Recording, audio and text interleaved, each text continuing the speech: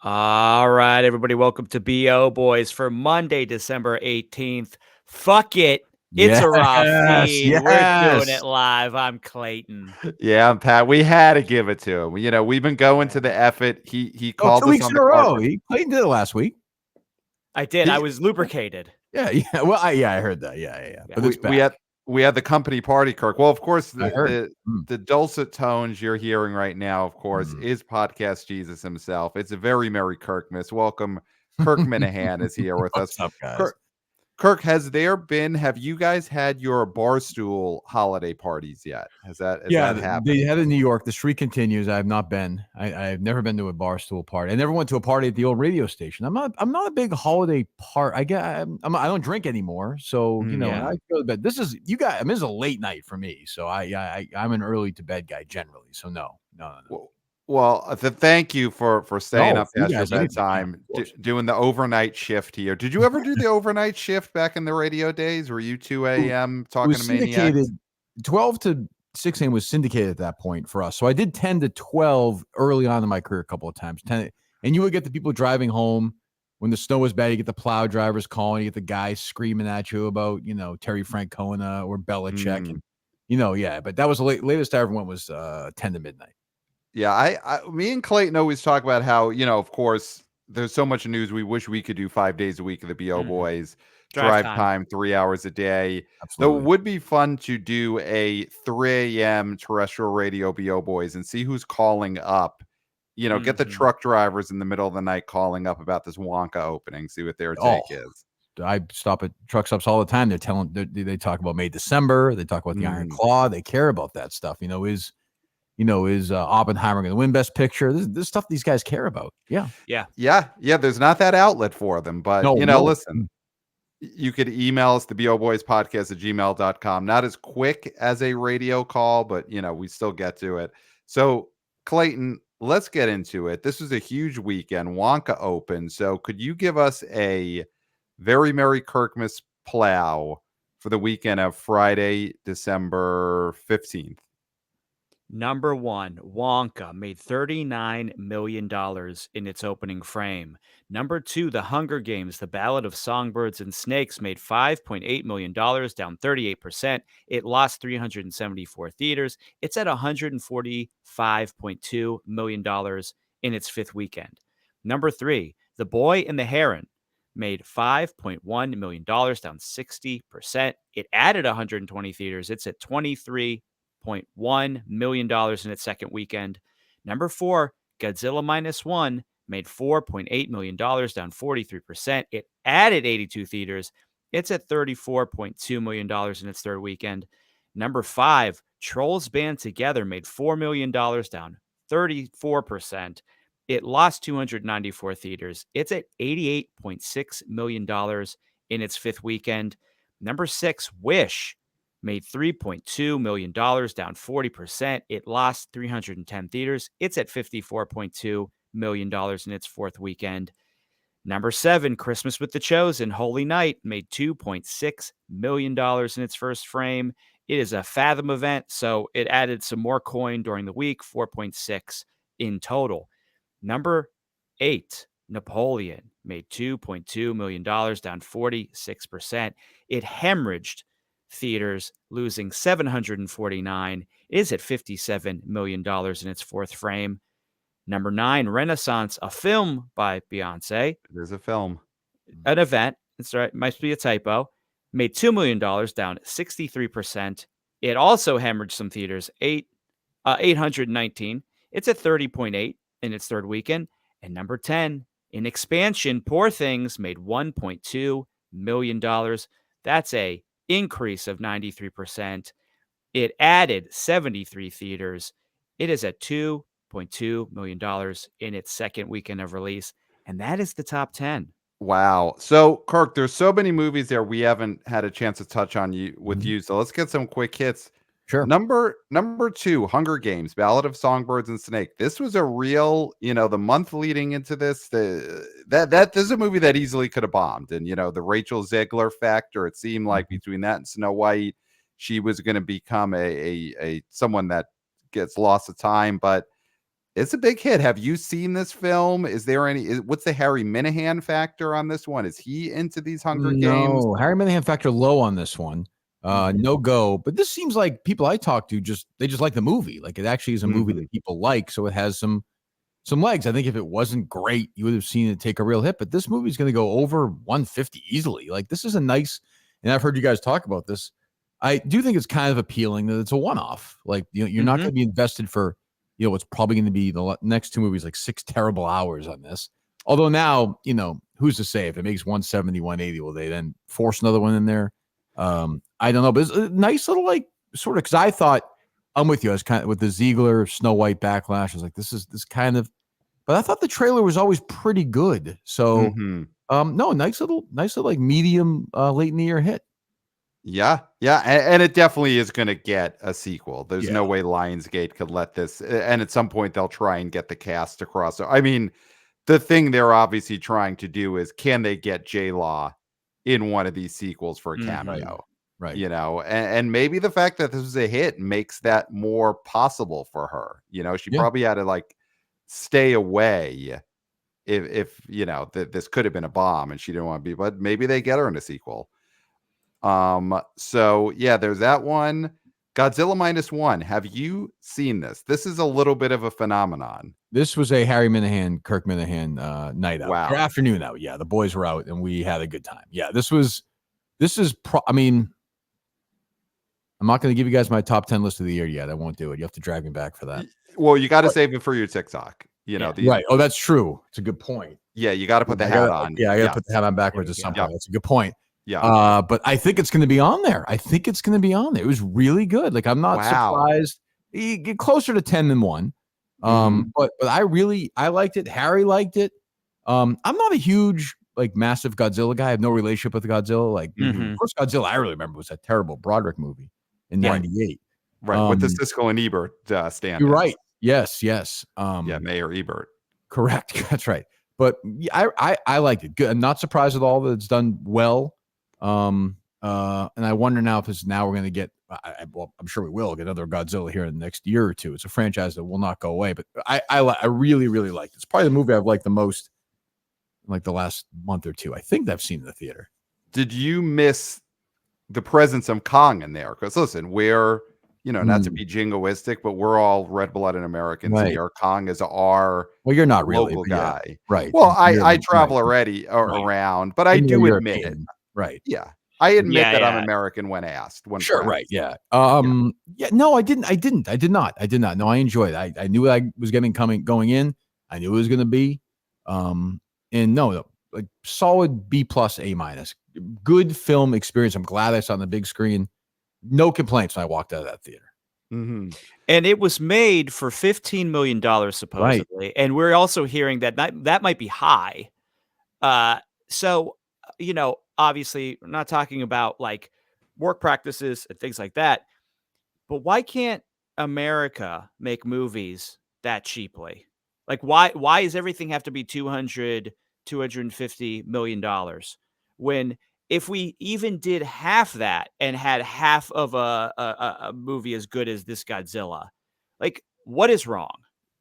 Yeah, why can't they make them for 70 million? That's what I want. Yeah. When I see something's $300 million, I'm not seeing it. I and the horror movies obviously seem like that's about the closest you're going to get to that is 15 or 20 million for these kind of movies.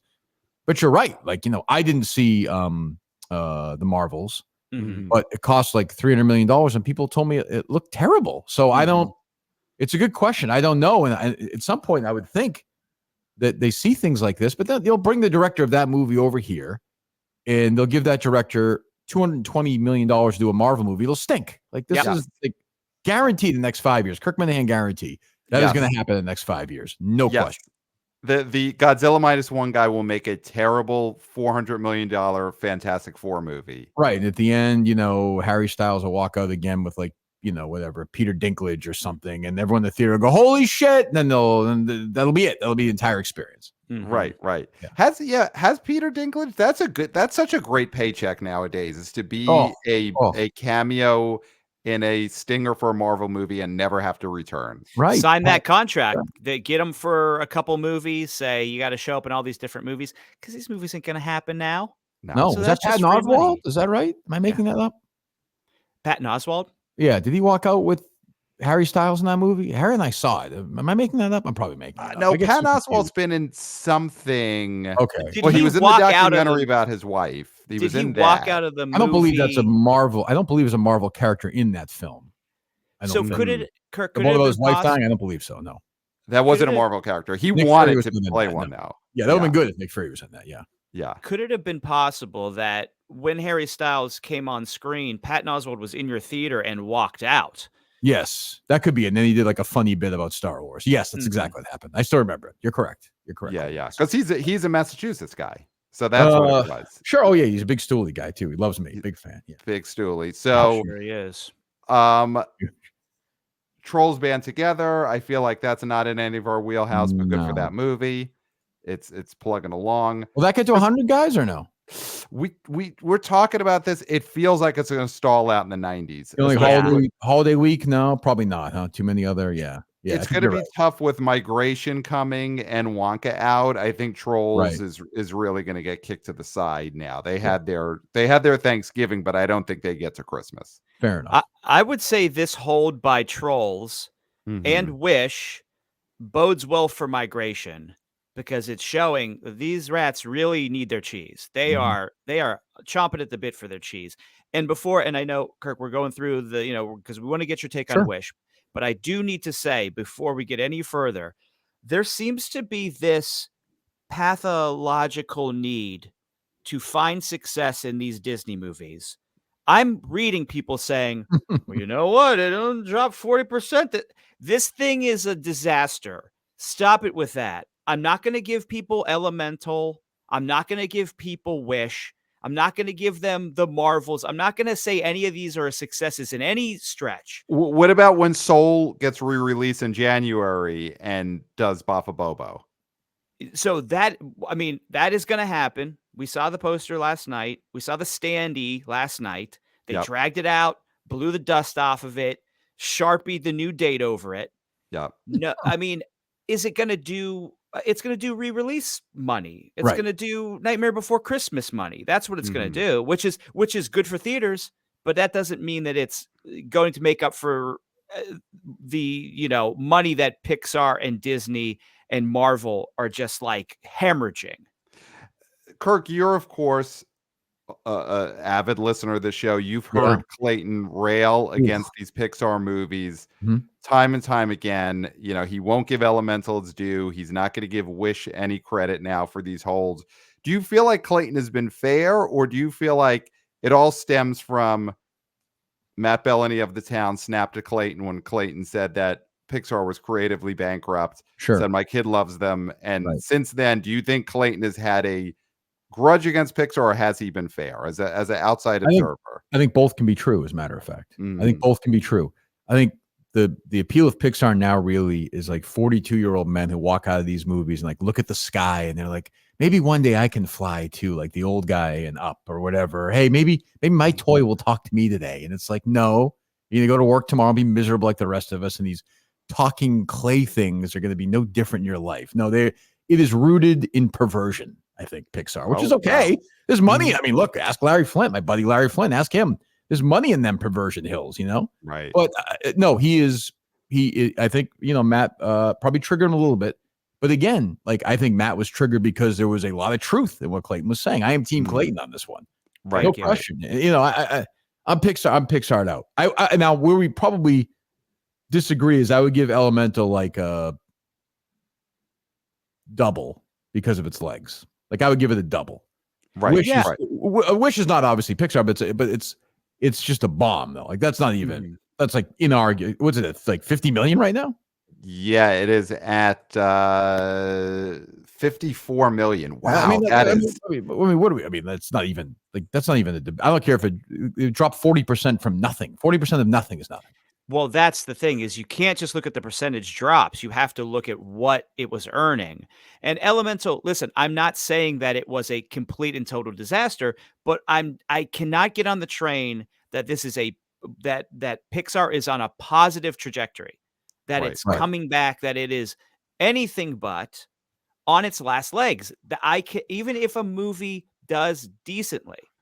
I think as a creative, and I'll stand by this creatively, I think it's creatively bankrupt. And I don't think it's one of those things where it will never come back. But for the next few years, it's going to be this constant churn of either big sequels that are empty, vacuous, or it's going to be these small new movies that nobody gives a crap about because they are for 45-year-old Obama era sort of Parks and Recreation watching people.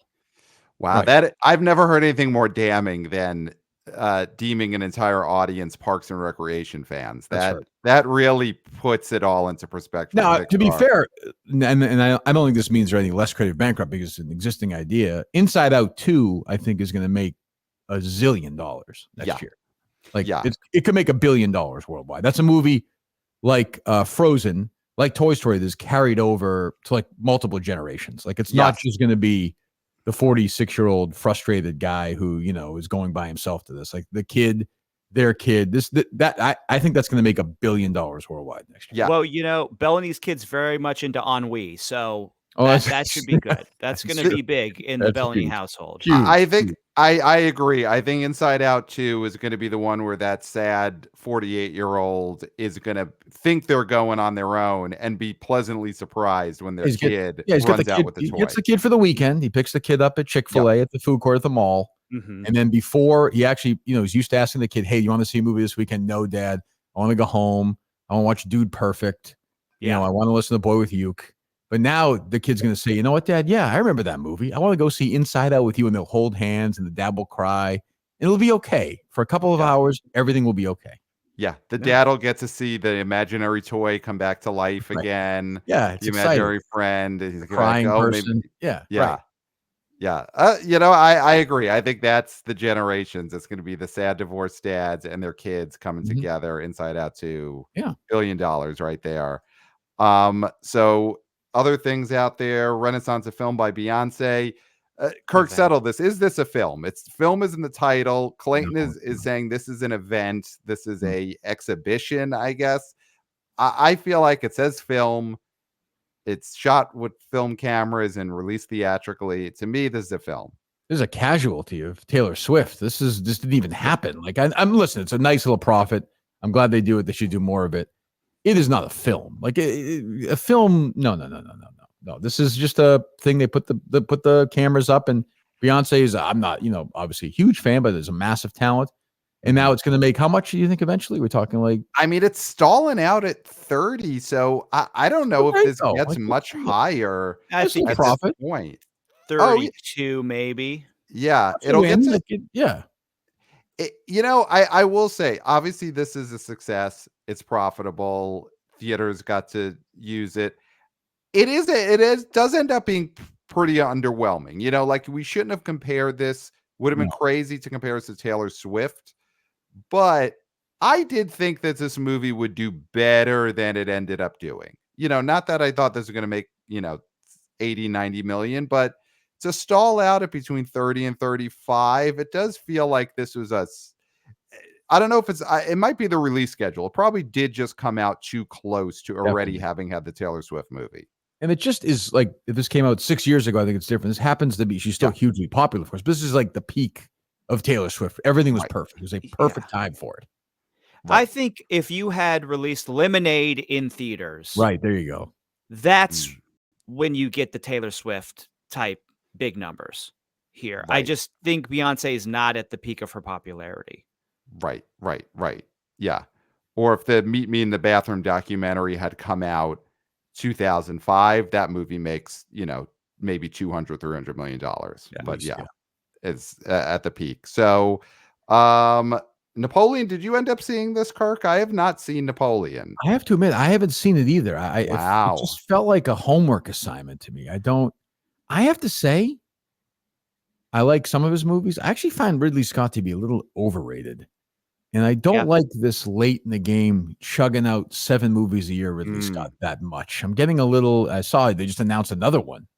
It's actually called Bomb. Yeah. This week, and now he's doing the Gladiator 2, which I'll go see just because I love Denzel. But I'm not. I will watch it eventually. I just don't. I just avoided it. I didn't want to go near it. Gladiator 2 really gives me sort of that direct to video Jarhead 2 sort of Right. feel to it. It's like Gladiator 2, you couldn't call it something. I know Gladiator is the IP, but it's just very funny that it's Gladiator 2. It just doesn't have the sort of feel that Maverick had, right?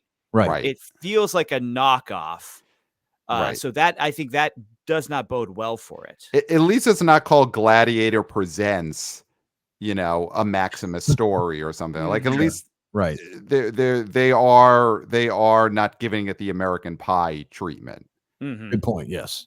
Would you Gladiator 2, The Naked Mile.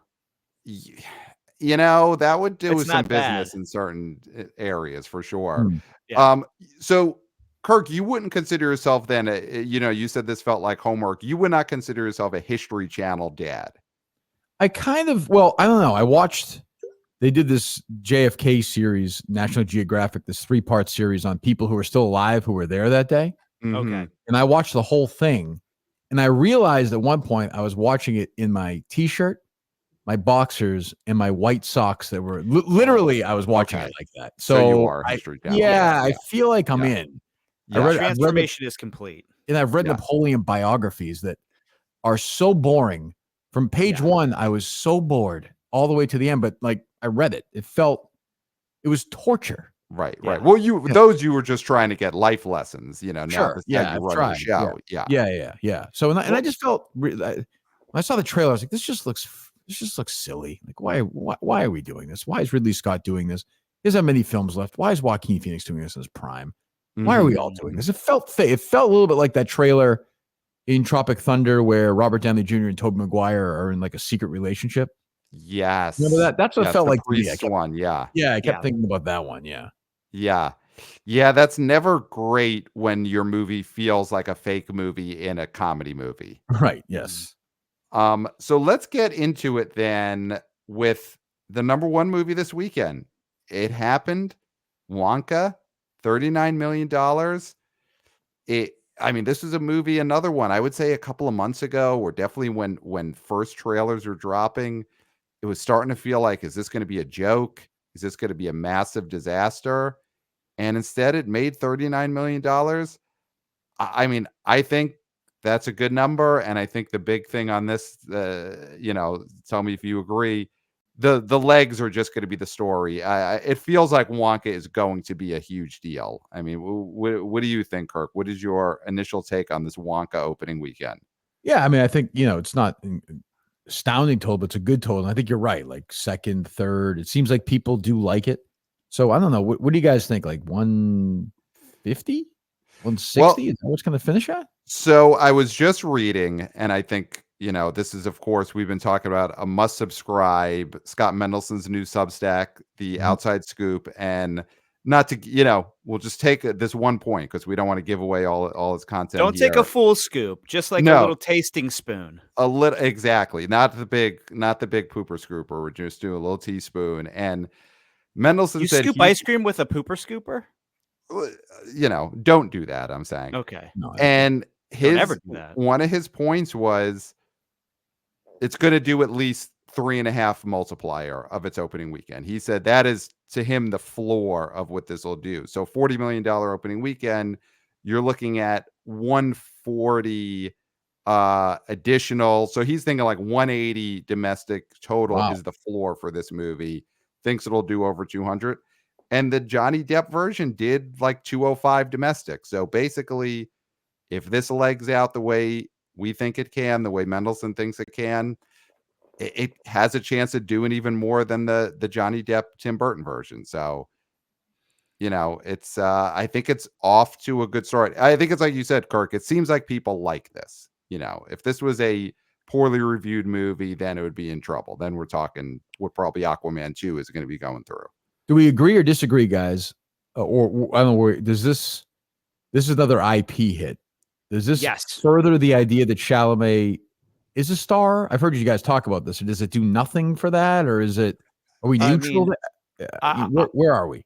I feel like this is the beginning of a coming out party for Timothée Chalamet as a true star with this movie and then Dune 2. Right. And I do think that a lot of the reason a certain demographic is going to see this movie is for Timothy Chalamet, because this skewed female 54%, 60% of the audience 18 to 34, largest demo being 18 to 24 at 33%, 10% between 13 and 17. But I mean, kids aren't out of school yet. Once the kids get out of school, I mean, it's going to be a mob scene to see this Timothy Chalamet. Mhm. I really do think he's going to have the Bobby Soxers all in a tizzy. And I do think, yes, this is the start of a rise of a big star. Good. About fucking time. Like, I'm waiting Yes. for one of these guys to become a star. So he's now 27. When DiCaprio was 27, he was 2001. He was in that sort of that, other than the beach, kind of that abyss. Right. Then the next year he did Catch Me If You Can. That was a big one. And Jesus, Gangs in New York, basically. Yeah. So that's kind of what I need. That's what I need now from Chalamet. Like, I need him to do like a normal movie with like a normal kind. Like, I don't need him to be like eating people or acting like Wonka. I want to see him put like a suit on. I want to see him be like Daniel Kaffee and A Few Good Men, or you know. You want him to be a lawyer. You want him to be in a yeah. You want him to be in a like court drama, which is what we all want. We all want. I want an adult. I want Grisham to come back. Yeah, I want to see him be an adult. I want to see, can this guy not be sort of like the guy he was in Jesus, what was the Lady Bird?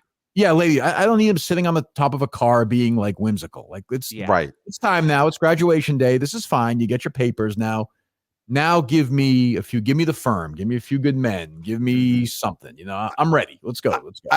I mean, that is, though, the modern movie star problem is who can open a movie as a lawyer who uncovers something unseemly, and then Michael B. Jordan couldn't do it a couple of years ago. He couldn't do it. So you know, do it. Yeah. I mean, Leo could if he did it, but he's not going to do it. Right. Nobody. Right? Is the answer nobody? Well, I'm gonna throw 4 names out here, okay, and let's discuss who do we think has the best chance of being the movie star who could open a movie playing a lawyer. So we got Chalamet, Austin Butler, Tom Holland, and I had one other in my head a second ago and I've lost it. But of those 3, do we see any potential for any of them 2 years from now? They're opening a movie just playing a lawyer. Chalamet, Tom Holland, Austin Butler. And my fourth one, here's my fourth one that I just remembered. You know, he's had IP hits. Robert Pattinson. You know, he's been a hit when he plays the Batman. He's had his indie movies that people like. He's, of course, a teen star. But can he just play a lawyer? None of these people have had hits on their own. Removed from just on their own, like a guy, you know, crawling around the woods like the Revenant, or A Few Good Men. Yeah. Like none of that is. I mean, Holland's the closest if you give Uncharted. That was like a wall. Yeah. But you know, it's video game IP, but it's not Mario. Like, I think a lot of people went to that movie having no idea it was a video game. You know, right. I think Tom Holland I can't see as a lawyer. He's too much of a baby face. Too young. Yeah, and Austin Butler. I mean, a Southern lawyer. I mean, I wish would he be Austin Butler now? Is that yeah? I mean, I wish we would have seen the Bike Riders before this, so I could see how he did in that, and then be like, put a suit on that guy. Right. He's probably the closest. I think that so I too. think can do it. Yeah. I'd almost bet if you're telling me 3-4 years from now, one of those people had a movie that made over $90 million just playing a lawyer or like a cab driver who's on to something, you know, that other people don't see, or in a midnight run type movie, is in a cop. He's playing a cop, and he's, you know, he's got a wacky partner. Like, honestly, it feels like Austin Butler has the best chance of that. But then, I mean, we're here talking about Chalamet with Wonka and Dune. Yeah. Well, Chalamet's the biggest star right now, I think, in that group. I think so. Yeah. Yeah. Yeah. But I don't know. Maybe I mean one of these guys will eventually go. It feels like Austin Butler has a grown up like face, where Chalamet and Tom Holland still look like kids to me. Yeah. Yes. That Yeah. may change. I mean, those things do change. I hope for them to change, but yeah. Right. I mean, that was the Leo problem. And I think you mentioned Mhm. Gangs of New York. One of the sticking points and what bumped people was how he still sort of looked baby-faced in that. And he was able to, of course, grow into this genuine old, male actor that people never think about like that anymore, unless they go back and are like, oh, he looked like a beautiful, like, God back in the day, and now he's sort of just a good-looking guy, which is great. You want to have that sort of like Right. We've trajectory. all aged into that. Yes, exactly. Yeah. But if you do that where it's a Southern or whatever female lawyer and it's Margot Robbie playing that, I don't think it does anything. Maybe I'm wrong. I don't know if she on her own removed from. Maybe I don't. She has a couple of big franchises, so maybe. You know what it would have she to hasn't be? had that. It would have to be a Reese Witherspoon book club book adaptation. Oh, sure, yeah. For her to be able to successfiscally make that movie and have it make any money. That would be my thought. It has to be a book. Right. Yeah. Yeah. So Chalamet, the thing is, this Wonka opening, it puts him at the top of the guys who are sure things if you pair them with an IP. Because listen, we've seen plenty of actors who you shove an IP up their ass and it still bombs. Sure. So Joe, what was that guy? Joe from Mars? Is that Taylor Kitsch? What was that movie? Clayton? Yeah. John Carter from Mars. Carter? Yeah. John Carter from John Mars. Carter on Mars. Right. Yeah. So you could lead a horse to IP. It doesn't mean it's going to drink. So with Wonka, we're seeing Chalamet. He took an IP that could have easily bombed. Doing a Willy Wonka remake in 2023, this was no slam doink. So you got to give him a lot of credit for the fact that this seems like it's going to work. But I mean, does Chalamet open Battleship?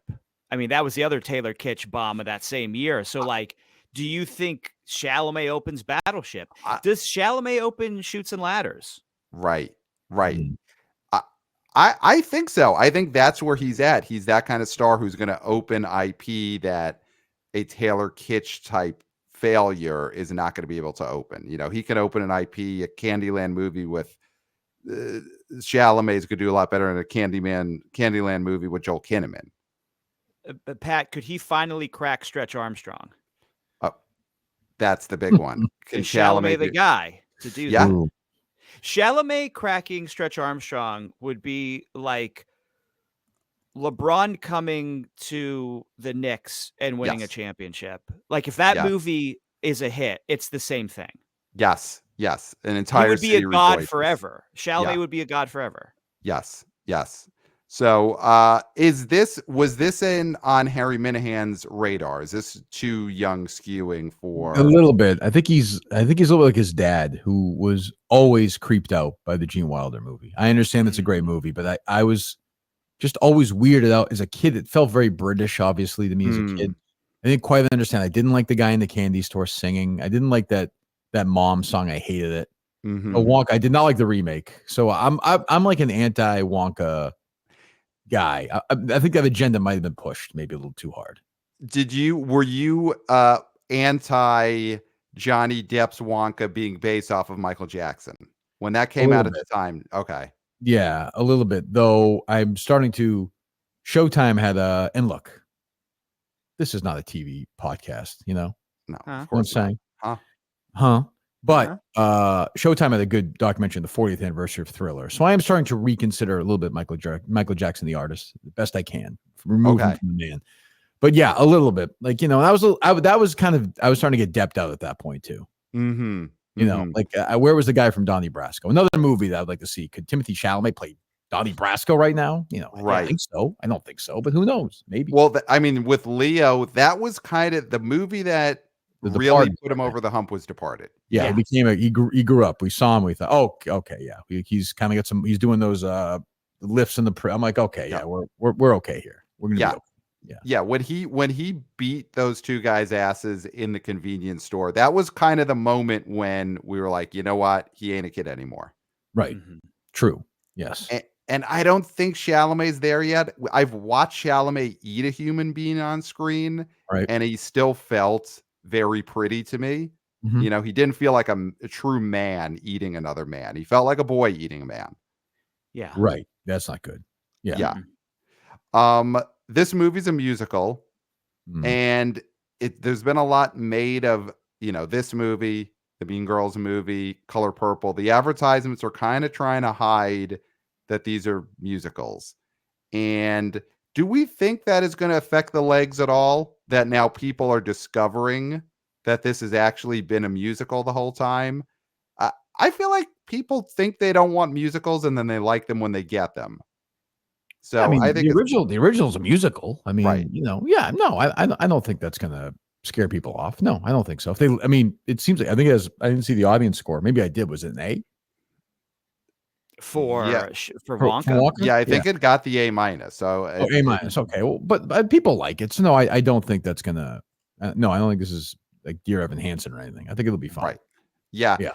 It seems like that year, a couple of years ago, really scared Hollywood about advertising musicals because you had Dear Mhm. Evan Hansen, In the Heights, West Side Story, all bombed within Right. about 6 months of each other. Yeah. I think audiences like musicals in general. They just weren't ready for it. It was COVID. People didn't want to be sung at Right. that I point. mean, I think you nailed it, is that there was all that fear of, like, what is coming out of people's mouths and traveling in the air, Yep. and there's a Pavlovian response to seeing people singing, even if they're on screen. I mean, it's Mm, like the train coming at the people in the yep. original, the original film reel, is that they're thinking that there's spittle when there's Mm, not spittle. And I right. think this is super positive. If Wonka does really well and Color Purple does really well, people, we could finally put to rest the, like, this pandemic is ongoing, which I mean, COVID is always going to be here. I'm not I'm not going to try to step in anything, but Of course, when the robots are walking the earth, they'll there'll still be still be passing COVID. Yeah, COVID. Sure. Yeah. absolutely. But I do think that this is a positive step towards us becoming more of a communal country and nation again, because we're not afraid of the imaginary spittle that we think is coming out of Wonka's mouth. Hmm. We I was are more going to the theater and right. embracing it. I was more concerned watching Dear Evan Hansen because we were told the elderly were most likely to die from COVID. The lead in that movie was so old that Yes. I thought this poor kid this older gentleman gets COVID. Evan Hansen, Mhm. Right. he may die on screen, and it seems strange. I didn't want Julianne Moore and Amy Adams to watch this old man die. I was very Right. concerned know. about Right. that. Well, Yeah. I mean, we saw this together. Clayton cried at that movie I've because heard of that very reason. Sure, it's Because he scary. was, yeah, Old he people was, scare me. Yeah, sure. Yeah. It's a scary thing. yeah, Yeah. yeah. I was like, that's gonna be me in But yeah, 40 I mean, that's years. Right. yeah, yeah. But you know what, Chalamet, he's youthful, so we don't have that same fear as we did with the Absolutely. lead of Dear Evan Hansen, who's Sure. I think in hospice at this point. He must be. It's been so Mhm. long. He's Yeah. 96 now. Yeah, I just saw that the Yeah. other day. Cakes and candy. So Wonka's gonna be a big movie over the next few weeks. I mean, this is one of those that I mean has a chance in its third weekend could be making 25 million. It's Wow. like that kind of thing. Because, and I think let's get into, we want to get your take, Kirk, on some of the movies coming out the next few weeks. Mhm. It looks like the movies coming out on Christmas. Mhm. Uh, I mean, I see a lot of potential bombs here. I don't know if there is a surefire giant hit opening in the next, December 22nd and then on Christmas Day. Aquaman and the Lost Kingdom. I mean, that's the big one that was supposed to be the surefire biggest hit of December. We've been talking about it. It feels like a movie that no one cares about. I mean, have you heard anything different? Is the Barstool audience excited for this movie? Is it the Stoolies? Silence. Total apathy. It's like everyone finally got together and said, "Oh, we don't actually have to see these movies, like, if they're not good. Like, we're all set. It happened. It had a run." And Mhm. I think this movie is gonna bomb, like, spectacularly. Like, it's gonna Mhm. be, again, one of these bellwether moments, but I think people know. I think even the studio knows this one's gonna tank. I saw Momoa say the other day that this is gonna bomb, basically. So Yeah.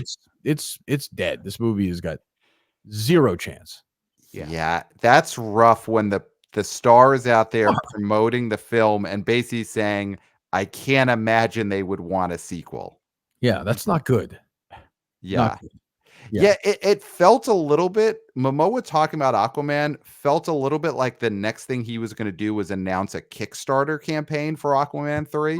Right. You know, because like it's clear he wants to do it, but he doesn't think that the financiers are going to put any money behind it. It's like it's almost as if this is like a Zach Braff film at this point. Right. It feels like one of those Kevin Smith ones where I'm like, yeah, I'm not watching this thing. I'm all set.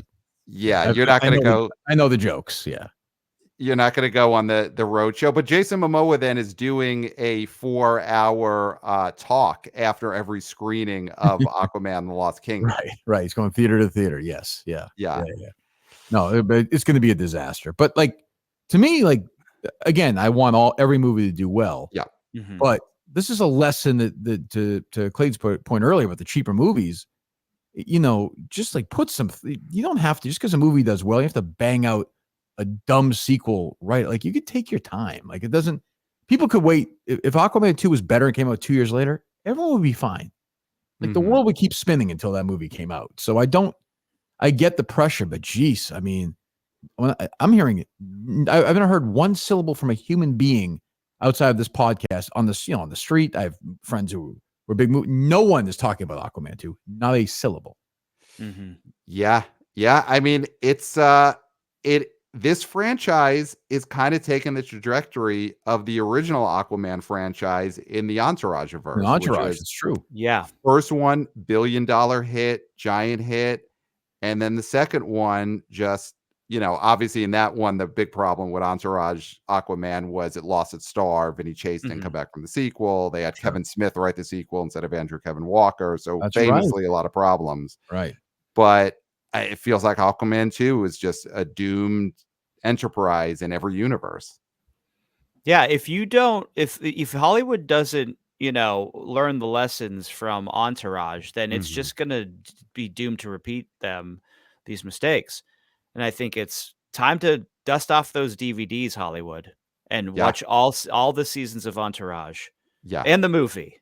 Movie. Which did bomb. Yeah, right. Yeah. It did bomb, but you know what? Clayton and I, we were there opening night, Thursday midnight showing of Entourage, and Throwing it out. Yeah. Broing it out. It was us, 2 other friends. Sure. And then 4 Middle Eastern guys who were basically Middle Eastern versions of us sitting a row behind us. And we all looked at each other and we nodded and we knew what we were about to do. Yeah. Game on. Hell yeah. Yeah. They were in tracksuits. Yes. And when a trailer for the movie Paper Towns came on, one turned to the other and said, "Paper towels." And they all laughed. And we were like, these are our people. Yeah. We're home. Yeah. And then we all were like, I guess Ronda Rousey is not going to be a movie star. We all agreed. Yeah. So another big movie opening next week that, I don't know, to me, it feels like it has no buzz beyond being made fun of online. Anyone But You, Sydney Sweeney, Glenn Powell, rom-com, we think. I mean, Sweeney gets Babe of the Week, though. Yes. Right? That's a slam dunk. Oh, Kirk say, wow. What's going on? No. To me, you know, I'm a gentleman in his 50s now. I can't. I certainly. She seems like a lovely woman. Okay. But yeah. Oh yeah. Sure. For the Barstool guys, no. There's a lot of memes of like, there'll be a Twitter picture of her in a bikini somewhere, and then someone will meme like a guy like his tongue is like falling off, or he's being like carried off a football field or something. So I would say right now I think she's probably number one though for like the 30 and under guys. But it's funny that works. Like you say, Chalamet, the teenage girls will flock to the theater. You're right. Teenage guys, they're not. I mean, they got other places to go for that. Yeah, that's the thing. I don't mean to be graphic here, but there are places they can go. You know, right? I'm not going to sit here and list them, and we all know I could. Sure. But that I do think is, I mean, that's a big issue with this movie is that why are they going to go see this movie that sort of looks like a cheap Netflix sort of knockoff if they can see other things for free in other places? And also like a 18, 19-year-old guy does not want to go see a romantic comedy either. No. So it's you're kind of and look, I you know, I thought he was fine in Top Gun Maverick, but Glenn Powell to me is not screaming charisma. I get he's a good looking guy, but I'm not sensing it from him. I don't think we're with this guy for the long run. I think he's going to wind up Like he'll be on like whatever CSI Louisville or whatever. When they have a new one, like in 4 years, he'll be doing that.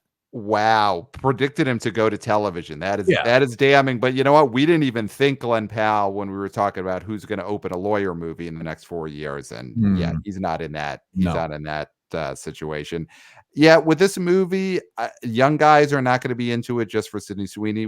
They've got other URLs they could go to, but there was the thought of, would this be something that connects with women? The Taylor Swift going audience, they see this trailer a couple of months ago. Doesn't feel like that. It does feel like you said, Clayton, people are kind of waiting for this to be on Netflix.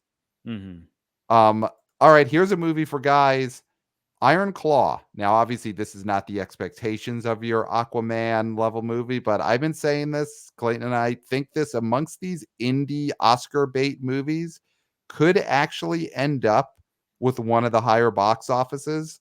And what do you think there, Kirk? Is there any Barstool buzz about the Von Erich wrestling family? Yeah, I was in Chicago, Barstool Chicago this week, doing stuff, and a couple of guys had already seen it. They had some screen out there. They said it was great.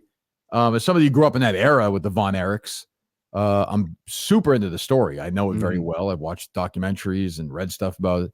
Obviously, it's, I don't know if it's a movie you're going to want to watch twice, but I mean, it's just going to be so depressing. But I mean, I think it looks, my question is it good, or is it just people who don't know the story are seeing it blown away by it? If you know the story, is it going to be like, is it going to be like that Netflix, like Ted Bundy movie that Zac Efron that was in, that was kind of like fun to watch, but like not actually that good? Right. I don't know, but like the reviews are great. So that is a guaranteed theater appearance for me this coming weekend. Oh, wow. That's huge. Yeah. I think this is a guaranteed from the BO boys. I mean, it's will we go there and bump on when they have Ric Flair come on screen and we're like, this guy doesn't look like him, that woo is off, or are we going to bump on that stuff? But the regular audiences, probably that won't bother them. Probably not. Yeah, no. I hope it's, I have pretty high expectations for it. I hope it's good. I'm like, I think it's going to do. You guys compared it to something a week or two ago, I forget, in terms of total box office, from a movie a year or two ago. Could it do that business? But like, could it do 12, 15 million total? That would be pretty good. They're going to run it in the theater for a while. Yeah, I that's what I'm thinking. I think if you look at all of these, Saltburn, Poor Things, and then these sort of going, American Fiction, which Clayton and I just saw last night and liked a lot. Yeah, I think Iron Claw could end up breaking out to the mainstream more than any of those Oscar bait art house films. Especially if Efron gets some big, there is slight Oscar buzz for him. It's a tough category, Best Actor, but you keep hearing, oh, maybe he gets in there, or maybe he gets to the point of when he doesn't get it, it's considered a snub. And I do think that kind of buzz could get $5 million extra worth of box office. That's his best hope. Sandler Uncut Gems situation, where what do you remember from that year? You don't remember who was in the actual category. You remember the snub.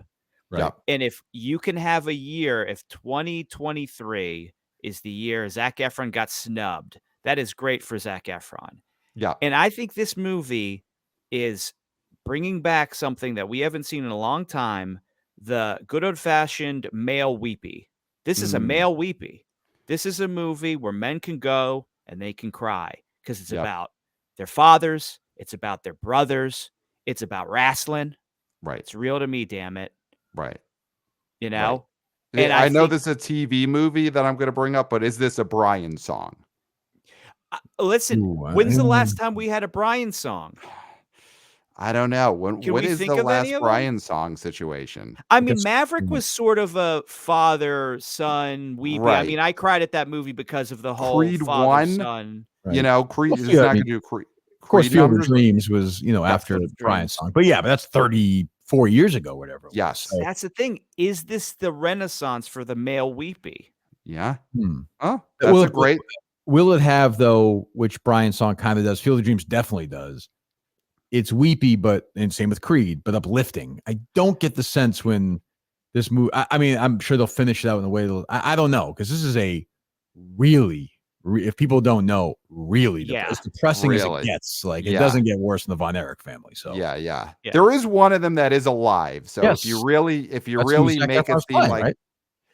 I don't know. I think is Efron playing Kevin, right? the one who's alive? Okay, so then if that's the case, that guy's alive. Big win at the end of the, faces the whoever, who would that be? One of the Freebirds at the end. And, right. He beats it's Michael Hayes. Right. Gets the win, and then everybody goes home happy. Maybe. Yeah.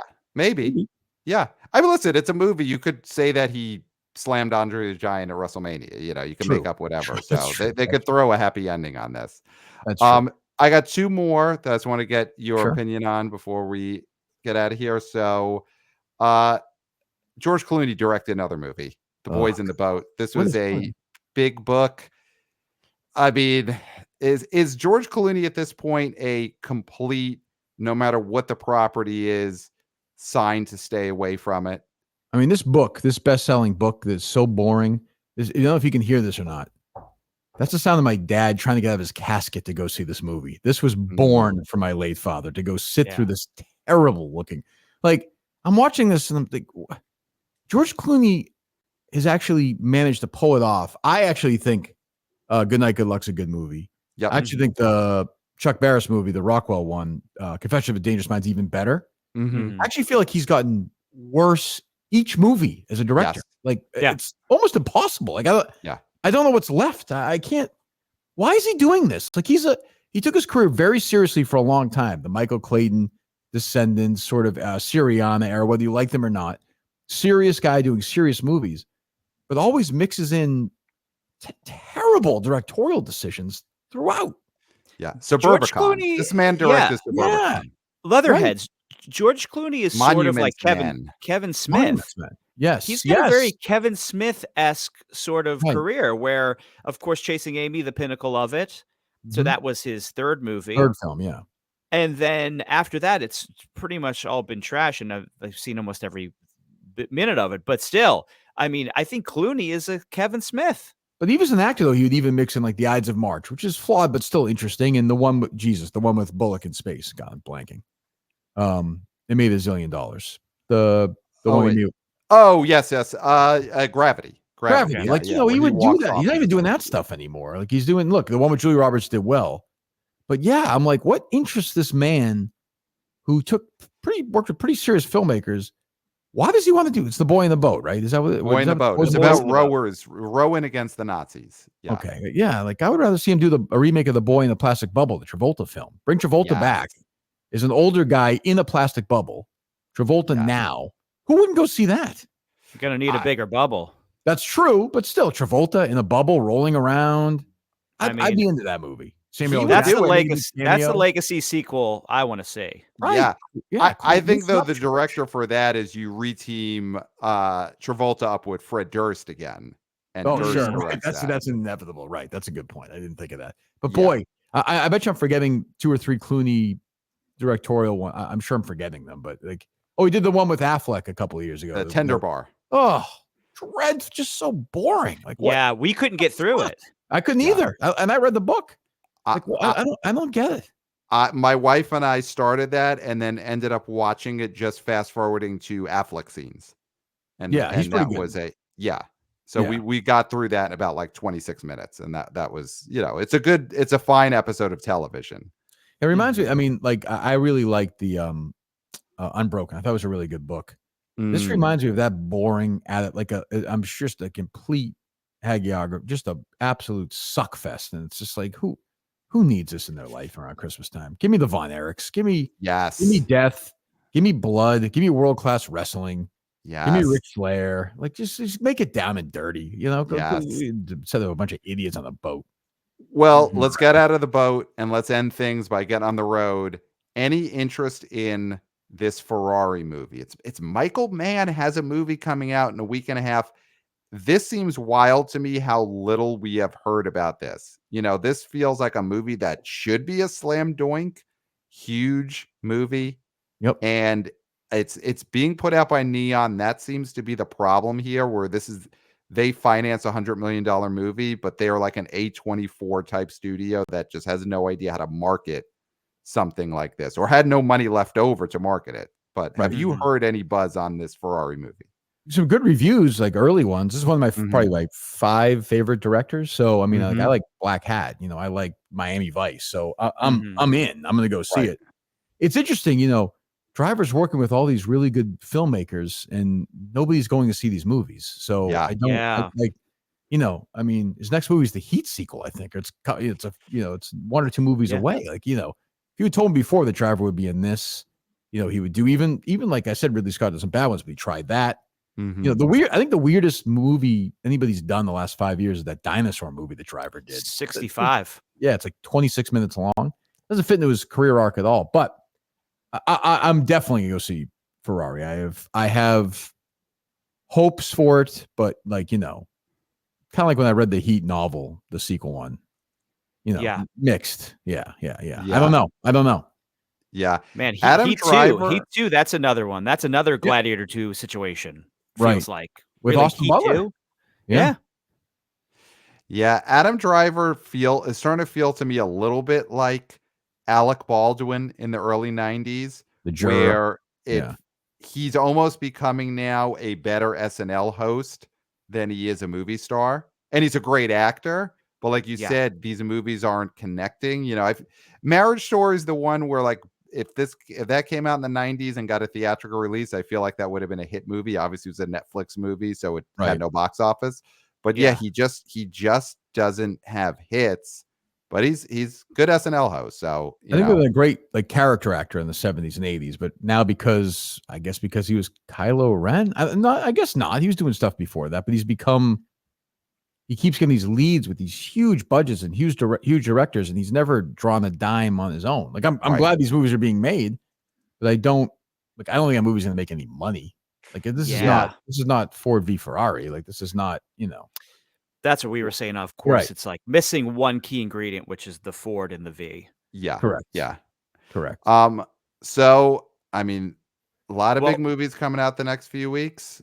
Can I say something though, really quick? We know really your quickly. Time is very important. No, I'm good. I'm good. We were talking about movies that were coming out Christmas, and there was a big thing that happened on this show around Thanksgiving. So would you like to speak upon the big things that weren't coming out of Pat on Thanksgiving, which was his kidney stones? Yeah, that was tough. Talk about Brian's song. The two of you together in the hospital reminds me of Billy D. Williams and James Caan. I have to think that if that was filmed, people would be crying over that. I have suffered. I'm a fellow kidney stone sufferer, so I've been there. Okay. Like we you know, it's. What show did you guys watch? What show did you watch? Them an entire season of Seinfeld? Is that right? We watched season 4 of Seinfeld. So I mean, that's the kind of bonding that you just can't. Like as a wannabe oh boy, I know, you know, you're just never going to be part of that bond. Like you're not going to be at the Thanksgiving meal. You're not going to hold his hand. You're not going to laugh at Elaine, another bad date. You guys are laughing. George says something inappropriate. Like these are things that you just can't get in the middle, and you recognize it, you acknowledge it. And you just say, look, these guys are on their own little mission. They're going down the river together, and once in a while, I get to jump on.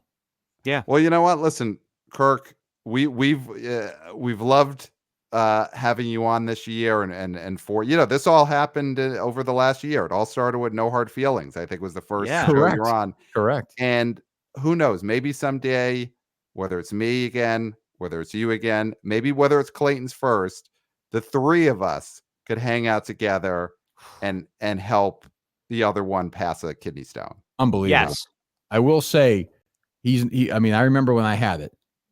First, I had this pain in my back. I thought, what the hell is going on here? And then I started sweating. It was like that scene in Airplane where they say all these things. Leslie Nielsen, all these things happen to Peter Graves, and he just collapses.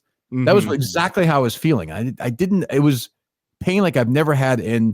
Listen, I'm not here to I'm not here to say this, but the doctor told me that it's more painful than a woman having a child. Yes. From the doctor, who was a female, who had children. I'm just look. That's all I'm saying. Yeah. Kirk did definitely say that. Yeah, I said that. Yeah. Listen, a woman doctor. Pat, would you like to go on record in saying that? I will go on record as saying that female doctors said that it's more painful than Right. I'm not a woman correct. giving birth. Yeah, I will also go on I'm not record going to as name the saying that. doctor, but she did. She had kids. She said that. So Yeah. Yeah. So there you go. Maybe the three of us someday will do it on air. It'll be a sure. big rating You stunt. drinking a lot of water, Pat? I have been drinking a lot of water. Okay, I've good. been just peeing nonstop. Right. Mhm. And that's the rest of my life now. Yep. Just That's me never too. stop peeing. Yeah. Yeah. Mhm.